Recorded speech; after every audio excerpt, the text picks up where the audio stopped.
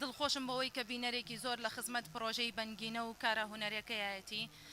نامەوێت زۆر ڕاتان گرم تەنها ئەوەندەم هەیە کە بڵێم زۆر سواسی هەموو ئەو کەسولایەناناکەم کە هاوکاری پرۆژەی بەنگینە بوون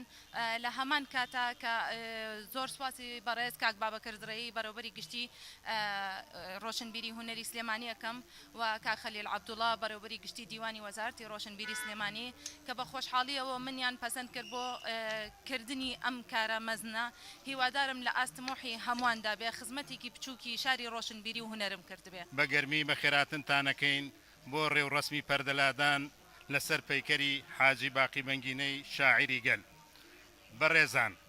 ئەمڕۆ لێرە لە ئەسحابەسپی شاری سلەیمانی پایتەختی ڕۆشنبیری ئەم بۆنە کەلتوریە کۆی کردوینەتەوە لەم شوێنەدا کە نزیکەی نیو سەدە لەمە بەر چایخانە و شوێنکاری بەنگینە و جێژوانی ڕووناکبیران و سیاسەتمەداران و مەیدانی تێکۆشانی بەنگینە بووە بۆ ڕێزدەنان لەم شاعیرە وەتەن پەروەر و هێما کەلتوریەی شار ئەم پەیکەرەی لەسەر بودجەی پایتەختی ڕۆشنبیری لەلایەن هونەرمەندی پەیکەرتاش خات و ئاسۆزجافەوە بۆ دروستکراوە بێگومان بەنگینە شایستەی هەموو ڕێزلێنان و بەسەرکردنەوەیەکە چونکە شاعیرێکی نیشتیمان پەروەر و شۆڕژێڕی کوردستانە و هەمیشە لە ڕیزی گەل و نیشتیمانەکەیدا بووە و بە شیعرەکانی تەعبیری لە ئێش و ئازارەکانی کردووە بەنگینە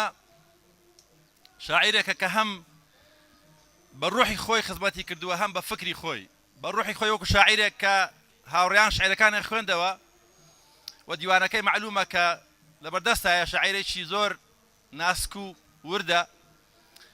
و هەم بە فکری خۆی کە توانیوێتی بنەماڵەیەکی تێکۆشەر و خەباتکار پەروەردە بکە کە نەوەکانی ئەو لە ڕێگای کوردستانە شەهید بوون وەکو شەهید دڵشاد بەنگینە کە لە ڕیز یەکێتیا شەهید بۆ کاتی خۆی بۆ ئێمە شانازیەکی گەورەی حاجی باقی بەنگینە لە بنەماڵی ئێمە بەڵام ئێمە تەنها بە مڵکی خۆمانی نازانین بەڵکو بە مڵکی هەموو خەڵکی کوردستانە چونکە بەنگینە هەمیشە لە خەمی گەل و نیشتیمانەکەیدا بوو ئاواتی پێشکەوتن و سەرکەوتنی ئەم گەلە بوو و شیعرە بەرز و نیشتیمانیەکانی شاهیدی ئەم ڕاستیەن بەنگینە دەڵێت ئەی گەلیەکێتی ئەی گەلیەکێتی هەل لە دەست مەدەن دوژمن پەکێتی دوژمن خەریکی پیلانجێڕانە دەست هەڵ ناگرێت لەم کوردستانە با گەورە و بچووک یەک ڕیز بوەستین لە تێکۆشانە هیچ ڕانەوەستین با وەک ڤێتنام مرد و مردانە ڕزگاری بکەین ئەم کوردستانە